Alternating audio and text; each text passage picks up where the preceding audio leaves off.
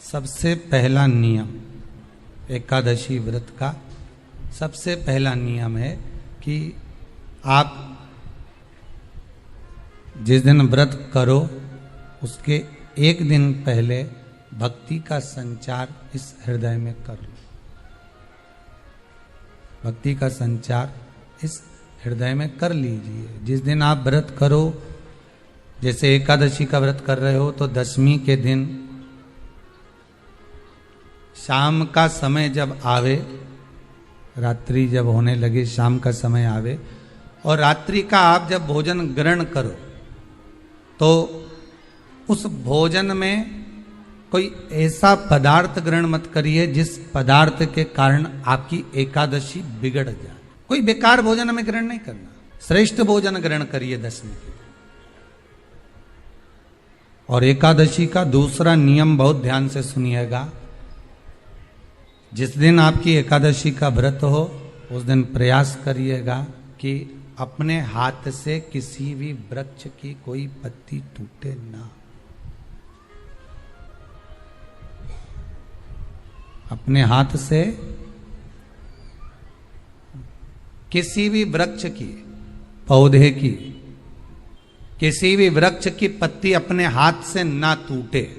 बहुत ध्यान दीजिएगा महाराज। एकादशी का ये दूसरा नियम है कि अपने हाथ से किसी पौधे की, किसी वृक्ष की, किसी डाली की कोई पत्ती टूटे ना, कोई पत्ती ना टूटे, इसका प्रयास करिए। कितना सुंदर व्याख्यान कहा है, कितना सुंदर वर्णन है महाराज कि मात्र एकादशी का व्रत कर लेने पर, मात्र एकादशी का व्रत कर लेने पर जो पूर्व में किया गया हमारा पाप कर्म है, हमने किसी जीव की हत्या करी है, हमने किसी को कष्ट प्रदान करा है, हमने किसी को अपशब्द कहा है, हमने किसी को ताने दिए, हमने किसी को आड़ा टेढ़ा कहा है, हमने किसी को गालियां दे दी है, मात्र एकादशी का व्रत ही कर लेने पर ये सारे जो दोष हैं वो समाप्त हो जाते हैं। सारे दोष हमारे समाप्ति पर आ जाते हैं। अब एक विचार करिएगा थोड़ा सा अपने मन में, अपने चित्त में, अपनी वृत्ति में एक बात उतारिएगा। एक अपने मन में एक बात को उतार कर रखिएगा कि आप अपने पाप को, अपने पाप कर्म को जिस दिन क्षीण करने वाले हो, समाप्त करने वाले हो, अपने पाप को आप जिस दिन समाप्ति पर लेकर जा रहे हो तो उसके एक दिन पहले आपको प्रसन्नता होना चाहिए कि नहीं होना चाहिए कि कल मेरा पाप कटने वाला है, कल मेरा पाप समाप्त होने वाला है,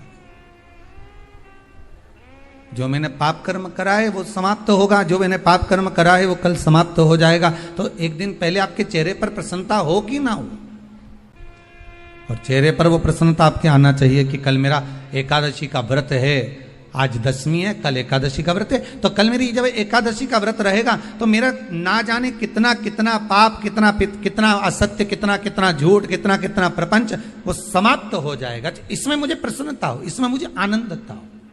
तो क्या कहा गया कि प्रयास करिएगा कि एकादशी के दिन कोई वृक्ष की, कोई डाली की, कोई कौपल की कोई पत्ती ना तोड़ी जाए।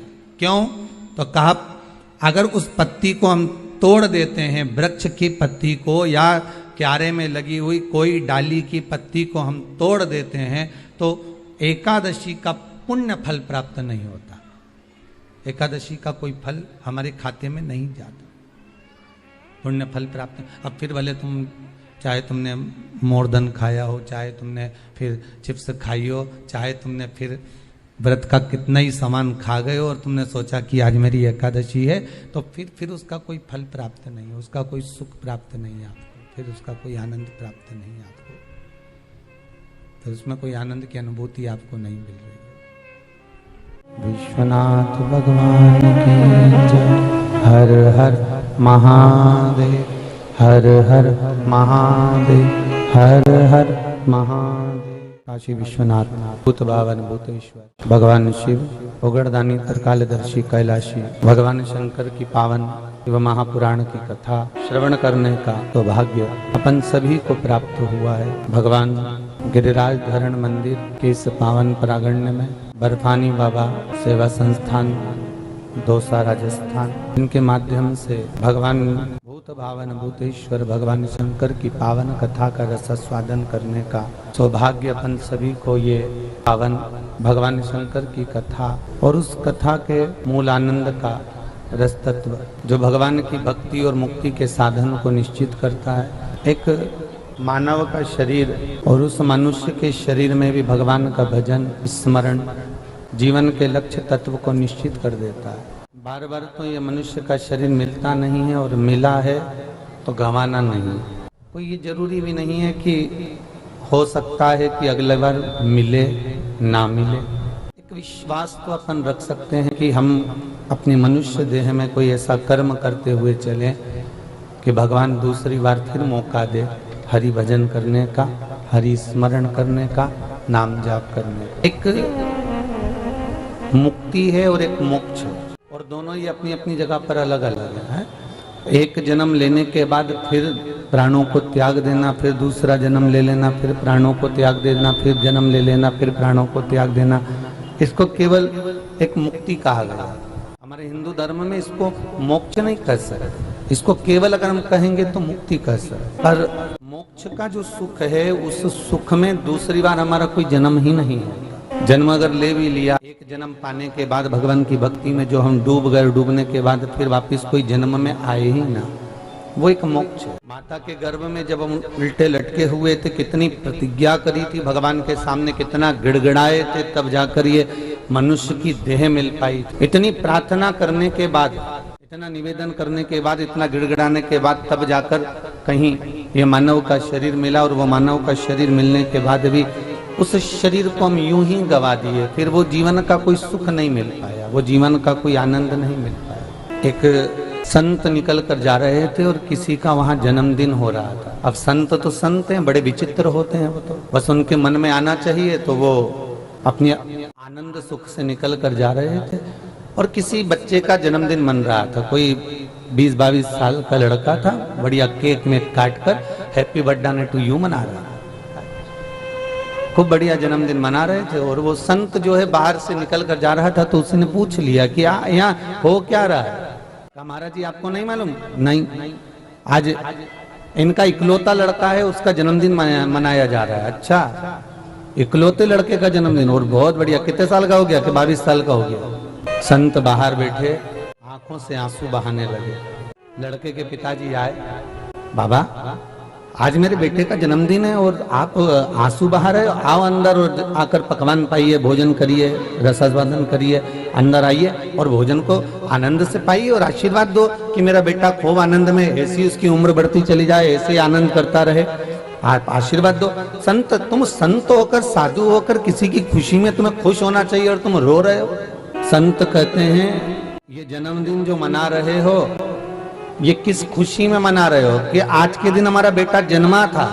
अरे भाई, जन्मदिन की जगह आज थोड़ा सा रुदन कर ले करो, क्योंकि धीरे धीरे करते करते ये 22 साल निकल गए और ना जाने कब श्वास आखिरी निकल जाएगी, पता ही नहीं पड़ पाएगा। और हम ये विचार में रहते हैं कि जन्मदिन मनाएंगे तो प्रसन्नता होगी, शादी की सालगिरह मनाएंगे तो प्रसन्नता होगी। कई कहती हैं हमारे यहाँ वो सिल्वर जुबली, और एक और होती है कौन सी, जम के तो बोलो, गोल्डन जुबली हो।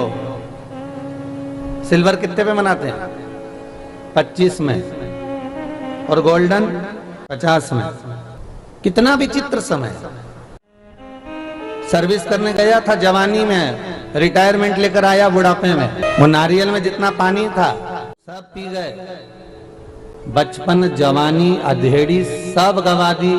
और जब आया बुढ़ापा तो गवर्नमेंट ने भी रिटायर कर दिया और ढोलक मंजीरा पकड़ा के माला दे के घर भेज दिया कि अब जाओ, अब तुम अपने घर पर रहो और भगवान का भजन करो। अब बस इससे ज्यादा और कुछ भी नहीं बचा, क्योंकि अब शरीर में कुछ बचा ही नहीं। अब तुम्हारी बुद्धि, विवेकता, अनंतता जो थी वो समाप्त होती चली गई, एक अवस्था ढलती चली गई। बचपन खेल में खोया, जवानी नींद भर सोया, बुढ़ापा देख कर रोया, सिराने मौत हंसती है। अंतिम समय में मृत्यु देवी भी हंसेगी आपको देखकर कि इसने पूरा बचपन गवा दिया, पूरी जवानी गवा दी, पूरी अधेड़ी गवा दी, और बचा था बुढ़ापा, उसको भी ऐसे ही निकाल दिया। भगवत भजन में तो निकालना ही नहीं। कई कई तो रिटायरमेंट होने के बाद भी इस तुक में रहते हैं कि और 2-4 साल कहीं नौकरी कर लूं, काम कर लूं, धंधा कर लूं। अरे भैया, उन्होंने माला पहनाकर तुमको निकाला है, स्मरण कराकर निकाला है। प्रयास करना कि कहीं सत्कर्म में, कहीं भजन में, कहीं कीर्तन में, कहीं नाम जाप में, कहीं दान पुण्य स्मरण में लगे रहो।